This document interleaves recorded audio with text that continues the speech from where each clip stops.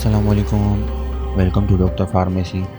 तो आज मैं आप लोगों के लिए कम्बिनोल जूनियर सिरप का रिव्यू लेकर आया हूँ। ये एडको कंपनी का तैयार करदा सिरप है। अगर आपके बच्चों में नज़ला, ज़ुकाम, खांसी, बंद नाक की शिकायत हो तो आप कम्बिनोल जूनियर सिरप अपने बच्चों को पिला सकते हैं।